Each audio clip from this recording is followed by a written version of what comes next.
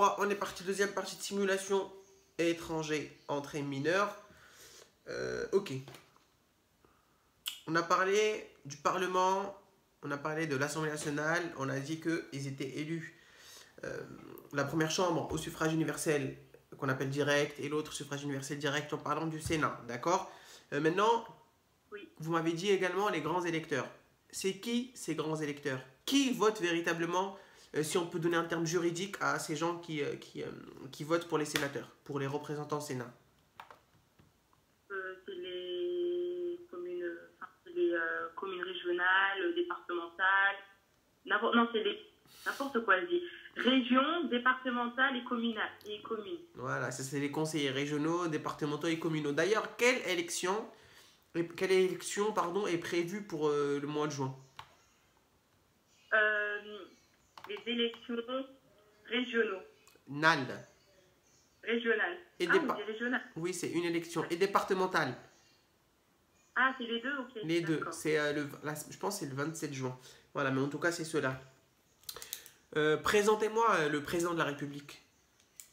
Dites-moi tout ce que vous connaissez sur le président de la République. Si je vous pose la question de savoir président de la République, qu'est-ce que vous répondriez? Président de la République, il s'appelle Emmanuel Macron. Mhm. Et il est le président de la République. Ok. Quelle est sa fonction? Quelle est sa fonction? Comment il est élu? Pour combien d'années? Tout ça, une présentation complète. Oh. Il a été élu par nous, les citoyens. Pour combien de temps?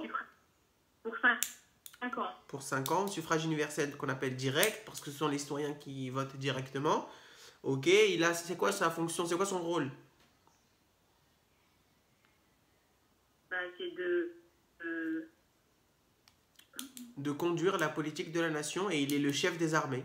Parce qu'il fait partie du pouvoir exécutif, donc c'est un peu les mêmes réponses qui se balancent. Ça dépend comment la question elle est posée, d'accord? D'accord. Voilà, élu pour 5 ans. Il ne peut pas faire plus de 2 mandats. Oui. Voilà. Bon, présentez-moi maintenant les ministres. Comment sont élus les ministres? Pour combien de temps?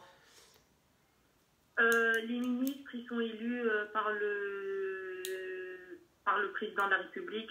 On appelle ça en discret, non? Discrétionnaire, c'est ça, mais ils ne sont pas élus. Alors attention, les termes sont importants. Nommés. Nommés par le président de la République. Ouais, à la discrétion de la République, exactement. C'est pas... si vous voulez, le président de la République, il nomme son Premier ministre. Son Premier ministre fait un gouvernement qui propose au président et puis ensemble constitue le gouvernement, d'accord? Mais c'est ça, le principe, ce que je voulais entendre, c'est la nomination du président de la République, ok? Ok. Donnez-moi tous les ministres que vous connaissez actuellement qui composent le gouvernement. Alors, je connais Olivier Véran, qui est le ministre de la Santé. Monsieur Frédérique Vidal, qui est le ministre de l'Enseignement supérieur. Madame Frédérique Vidal.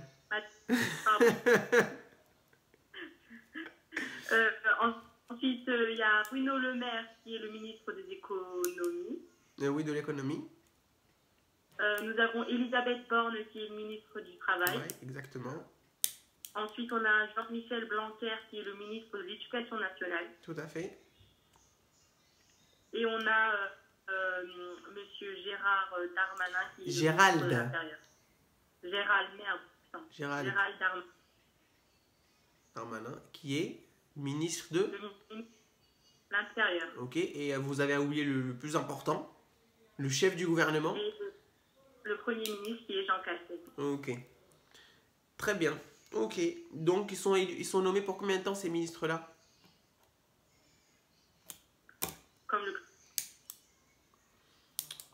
En principe, oui. Hein, quand on nomme un ministre, le but, c'est qu'on le garde jusqu'à la fin. Mais attention, étant donné qu'ils sont nommés à la discrétion du président de la République, leur révocation est également à la discrétion du président de la République. Donc, il n'y a pas de délai. Ils peuvent être nommés aujourd'hui et virés le lundi. D'accord. Aujourd'hui, nous sommes le vendredi. Hein, au cas où, pour ceux qui nous regardent, qui posent la question de quel jour, nous sommes le vendredi. Et le lundi, voilà, ils ont eu 2-3 jours de mission. Ok. Très bien. Du coup, pas de délai. Très bien. En quelle année on a instauré le suffrage universel direct? En 1962. D'accord. En 1962. Quel est le premier président de la Ve République?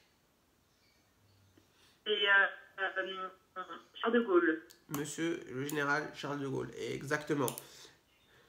Et qui a mis en place la Ve République? Qui a mis en place la Ve République? J'ai pas entendu. C'est Charles de Gaulle. Exactement, c'est toujours Charles de Gaulle. C'est Monsieur Général. Exactement. Vous connaissez les présidents de la Ve République? Oui. Allez-y. Alors, nous avons donc, Charles de Gaulle. Ouais. Ensuite, nous avons Georges Pompidou. Georges quoi? Pompidou. Oui, c'est ça. J'ai entendu Pompou. C'est pour ça. Georges Pompidou. Ensuite? Ensuite, nous avons François Mitterrand. Alors, avant Pompidou, on a eu quelqu'un d'autre. Après Pompidou, pardon. Valérie. Oui, c'est ça. Valéry Giscard d'Estaing. Ensuite, on a François Mitterrand. Ok. Ensuite? On a Jacques Chirac. Exactement. Ensuite? On a François Hollande. Oui, François Hollande. Nicolas Sarkozy, pardon. Alors, avant. Nicolas Sarkozy, François Hollande et Emmanuel Macron. Alors, pour récapituler, on a Charles de Gaulle, Georges Pompidou, Valéry Giscard d'Estaing, François Mitterrand, Jacques Chirac, Nicolas Sarkozy, François Hollande et Emmanuel Macron. Et qui c'est le prochain? Qui c'est le prochain? L'avenir nous le dira. L'année prochaine. L'avenir nous le dira. En mai. En mai, exactement, mai 2022, c'est ça. Ok, très bien. Vous pouvez me parler de la laïcité et me donner votre avis sur la laïcité? Alors, la laïcité, donc, c'est ce qui sépare de la société et l'État et la société donc, religieuse. Donc, l'État, il est neutre, donc c'est-à-dire qu'il ne paye pas la religion. Voilà, ça c'est la laïcité. Et moi, mon avis sur la laïcité, je suis neutre. Tout le monde peut faire... si demain, il y a une personne qui a envie de porter son voile, par exemple, une personne, moi, je peux rien dire. Si demain, la personne, elle a envie d'être... si je peux me le permettre, de dire gay, elle peut être gay. Enfin, tout le monde peut être comme il le souhaite. On est dans un pays libre. Ok, du coup, vous m'avez parlé que de la non-subvention du culte par l'État. D'accord? Il faut également dire la liberté de conscience. On a le droit de croire ou de ne pas croire. D'accord. Ok.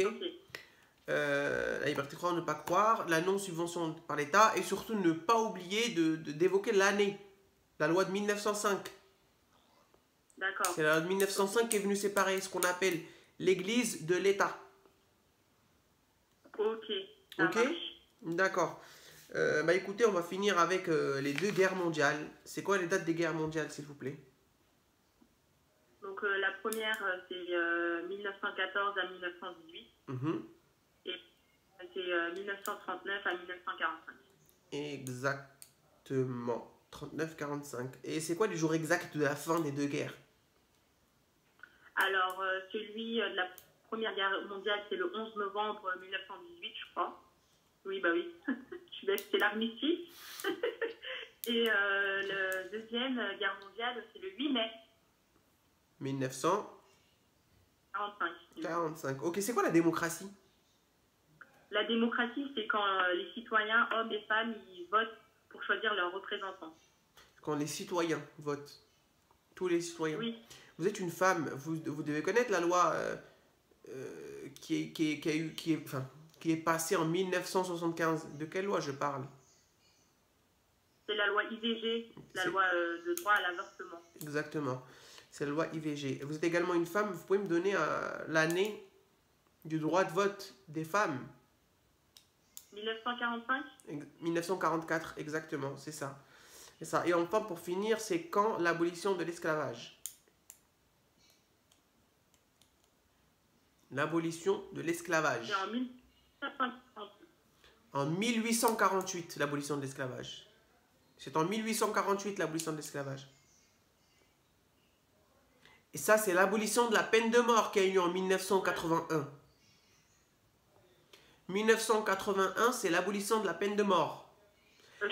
Et 1848, c'est l'abolition Ça bug. de l'esclavage. Ok? Vous m'entendez? En fait, ça bug.